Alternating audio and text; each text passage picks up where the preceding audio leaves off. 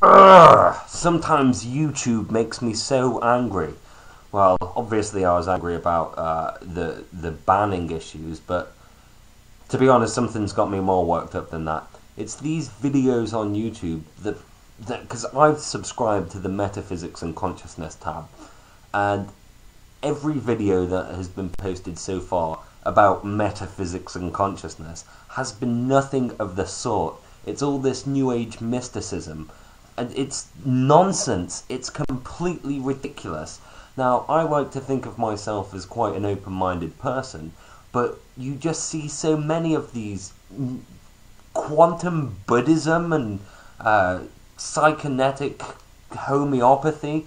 There are some ridiculous claims out there that use scientific kind of jargon and scientific type terminology to support their semi-religious agendas. These people honestly sound more like Christian fundamentalists in their reasoning and their logic than they do scientists. In fact, they're purposely ambiguous about the things that they mean to say, so that one can be difficult to pin them down. People say all sorts of trivial crap, and they think it's really profound. I do apologise I'm ranting in this video, but I've just seen a video that really annoys me. I'll play you a little bit of it, just to get the idea. And that emerges out of the quantum physics of the heart. Now that consciousness of self then is distributed through the body, through the blood, and through the soul. Okay, yes, you heard what he was saying. He was saying that the heart is the cognitive home of humans. It's the conscious home of humans.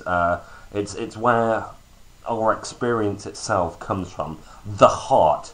Not only is this a ridiculous hypothesis to make, but he uses an etymological argument to support it.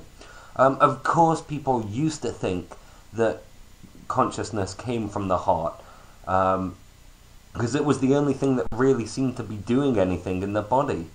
But we know better now, so looking at the etymology and the history and the root of words isn't going to answer problems about the fundamental nature of consciousness. It's not in the heart. This is provable. So there's all sorts of words and turns of phrase that these types of people tend to use. It's so that you equivocate. First things, they sometimes say something really fucking trivial, and they act like it's the most profound statement that they have ever possibly made, or that could be ever made. Some people say things like, oh, everything is energy. It's like, yes, well done. E equals mc squared demonstrates that matter and energy share a particle wave duality. Congratulations, we've known that for years and years and years. But what they take from this is they use woolly words and woolly definitions. So then they might go on to use energy in another sense, like put your energy out into the universe and kind of abstract it to some sort of self-help remedy. And it's just ridiculous. So the statement, oh, everything is vibrations, we're vibrations, it doesn't tell me anything. It tells me something that's observed and trivial. I mean, I love Bill Hicks. I fucking love Bill Hicks. But people tend to use the quote from Bill Hicks, which is poetic and it's brilliant, but it doesn't tell us anything. We're all one consciousness experiencing itself. You know that quote. It's a really good quote, but it's nothing to do with metaphysics. It's absolutely nothing to do with metaphysics, because the terms are so loose. It's more the poetry of metaphysics, if anything else. But when people say things like that, they think they're being really profound. So it annoys me when people say trivial things that expect me to shift my complete ideology when it's something that I don't even disagree with. Secondly, there's the people that say patently false things.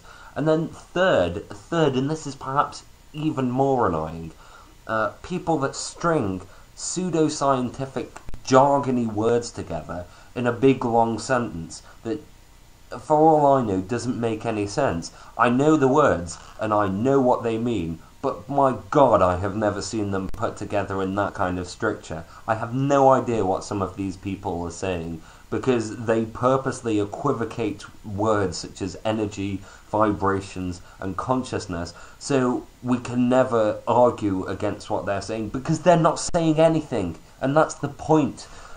But people are so eager to buy into this New Age nonsense that they just accept it straight away, and accept it as something really, really profound, when the people that are saying this are literally, they just sound like religious leaders of some description, trying to sell you their cult, trying to sell you their radical fringe view, which the academic arena has rejected because of its bias. Yeah, it's biased to what's fucking true and real and valid, predictable, observable, and makes logical sense. The reason that this kind of stuff is fringe is because it's nonsense. It's ridiculous. I don't have any more to say on the subject.